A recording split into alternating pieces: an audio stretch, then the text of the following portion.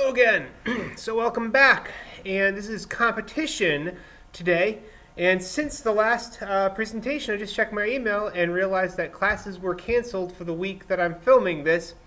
It just means our syllabus is going to be a little behind. That's fine. We never really get to marine biomes or dispersion or diversity anyway. So I don't know, maybe I'll do one from like a hostage situation room later on, but I won't be filming it tonight. Tonight I'm filming competition though, so let's talk about when things compete. This is actually a pretty cool topic, and there's a whole bunch of this in field ecology.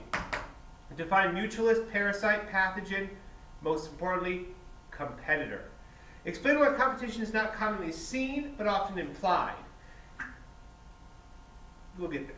Define and compare realized niche and fundamental niche. Yeah, that is a good define and compare, right defined right there. Give examples of niche partitioning and competitive exclusion. Examples are good. And define character displacement. All right, cool. Moving into it.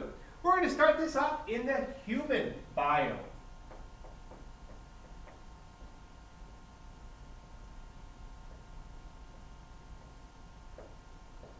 You're a biome. You've got things living on your various surfaces. So the human body has a whole bunch of things that live on it.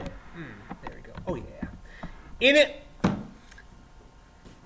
So Canadian albicates is one example. It's this parasite, and it's oral thrush, yeast infections. Aren't you happy I used the oral thrush one? Other various problems. It's always present. You've got it on you right now, somewhere.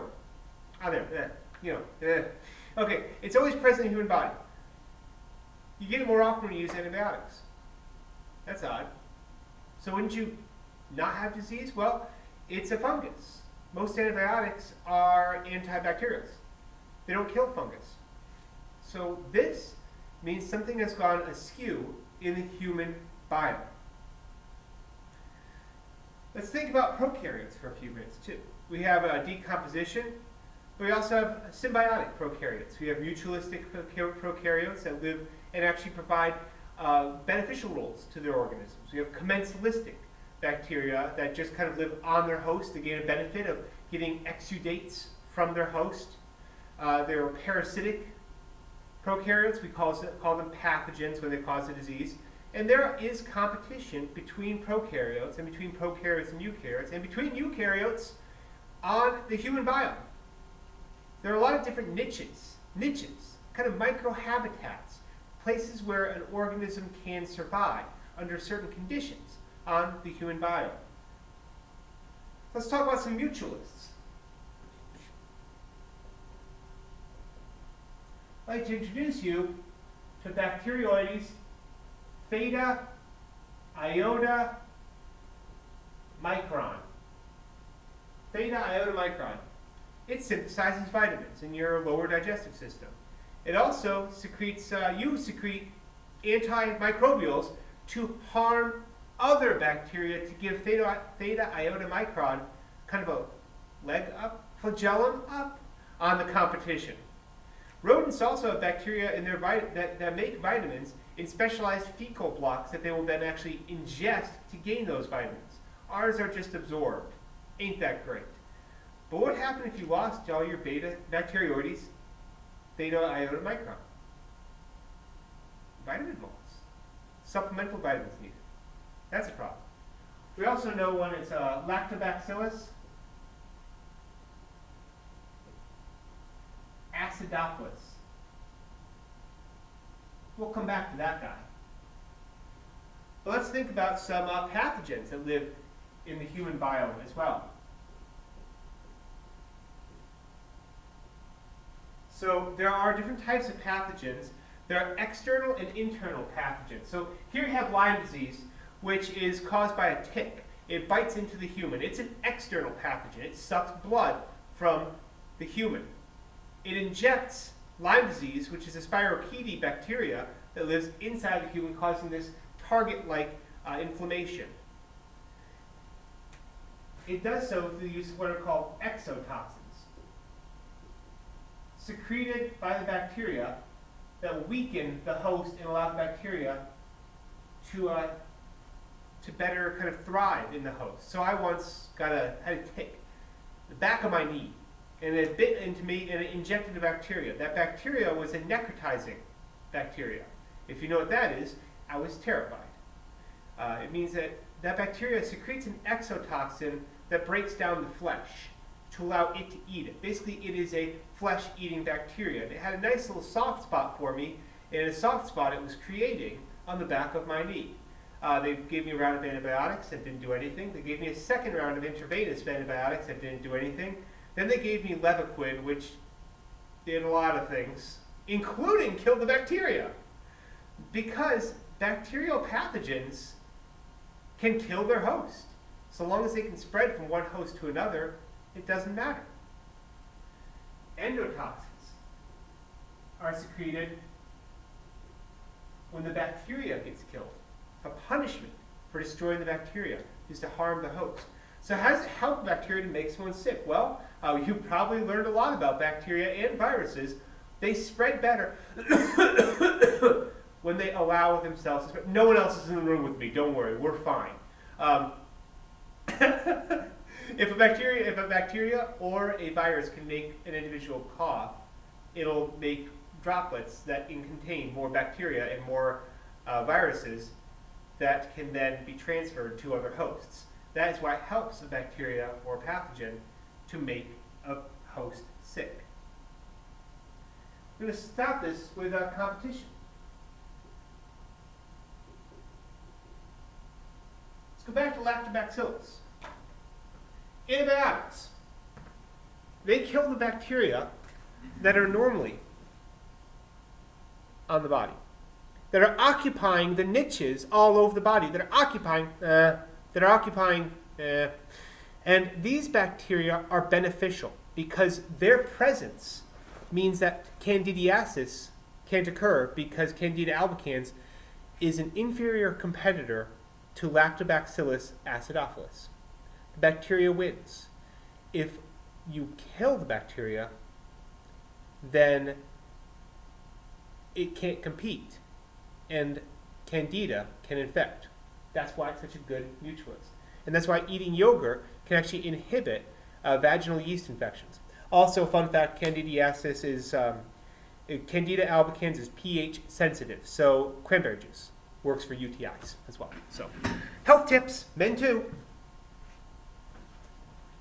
Okay, so that's competition though. Competition on the human biome is why probiotics sell so well, because the human biome is using competition to prevent pathogens from getting a foothold.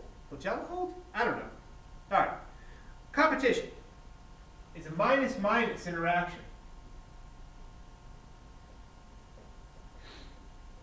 It's often implied, but it's not often seen, because only one survives. So an interspecies competitive interaction, eventually, something loses. And although competition was implied because there is something present and something else could be present, it's not often seen.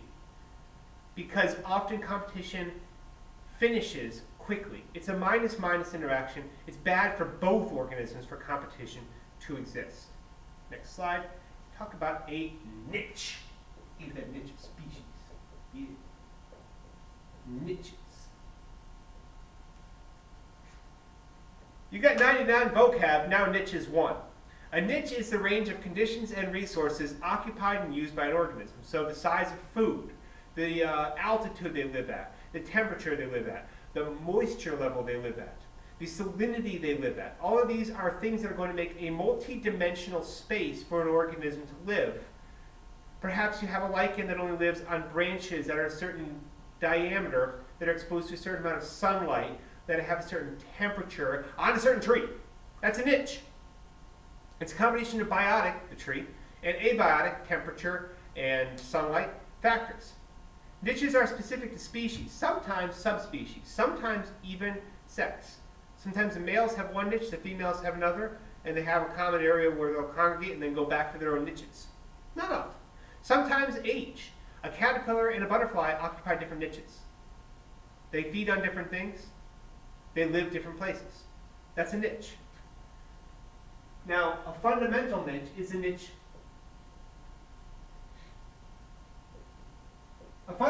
niche is a niche that strongly believes in the historical accuracy of the body. No. A fundamental niche is the range that an organism could occupy and use. Could. Were there no competitors, Geospiza ferruginosa could eat seeds that are 1 or 2 or 0 millimeters wide. Geospiza fortis could eat 1.5, 2, or maybe even 3 millimeter seeds. But in the presence of competition, organisms have what's called a realized niche. Fundamental, could, can is realized. When competitors are present, niches shrink. And fundamental is greater than or equal to realized. A fundamental niche is equal to the realized niche only when the competitor is not present. If there's competition, fundamental niche is always greater than the realized niche because they're going to have to split up what seeds they eat. So here we have a good example of fundamental and realized niches, and this is a reason why field ecology, if you notice, it has a very small class size. Field ecology has a small class size because we go to the beach and we do this niche experiment with barnacles. So Cthalamus barnacles, these small white ones, they can occupy this upper intertidal zone and they can go into the middle intertidal zone. They can. But Balanus barnacles are much more competitive and are more able to actually, they're more able to outcompete these Cthalamus barnacles. They're able to basically wedge them out and push them out. So the realized niche of Cthalamus is the upper intertidal zone, whereas the fundamental niche of Cthalamus is all the way into the middle intertidal zone. The fundamental niche of Balanus is the lower to middle to almost upper intertidal zone. Now, since Balanus is a superior competitor, it just takes out the Cthalamus barnacles. So their fundamental niche is very close to the realized niche, whereas Cthalamus, their fundamental niche is much larger than their realized niche in the presence of Balanus. I got my tongue through that. Nice. Okay. What if two organisms have the same niche? Well, unfortunately, there can be only one. And that's competitive exclusions. Two species competing for the same niche cannot coexist. A slight reproductive advantage will lead to a local extinction of the other. So Paramecium aurelia reproduces a little faster than Paramecium caudatum, and thus there will always be more aurelia than caudatum when grown together. So aurelia will eventually outcompete caudatum. Next slide. In the presence of aurelia, bursaria, or caudatum, if you grow aurelia and caudatum together, the caudatum goes extinct. But notice, it's a minus-minus interaction. The aurelia only reaches 150 organisms per milliliter, whereas in the absence of a competition, it can reach up to 200. So it's minus-minus. Competition is bad for both organisms, but it's worse for the one that gets competitively excluded. The population sizes change under competition. Competition is minus-minus. All right, next one. Here's Daphne major. This is an island in the Galapagos. The presence of Geospiza fortis meant that seeds would become less abundant, that the average seed size for other birds could only become only certain sizes of seeds were available for other birds. So over the time, relative finch size actually increased because Geospiza fortis was eating all of the small seeds quickly. Yeesh. Okay. There's also another option, resource partitioning. What if they don't have exactly the same niche?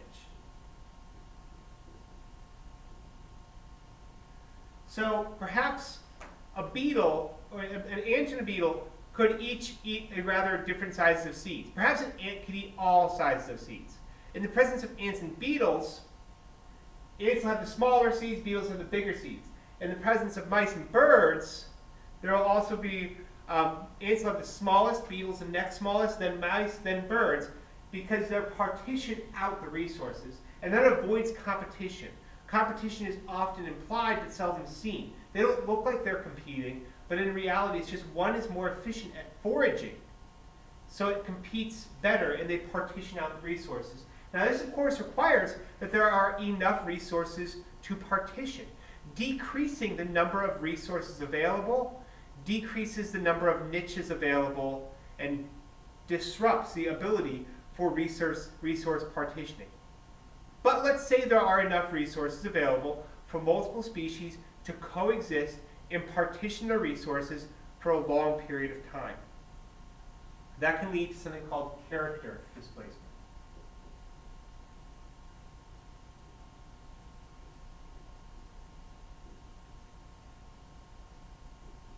Character displacement is when two organisms that live together are less alike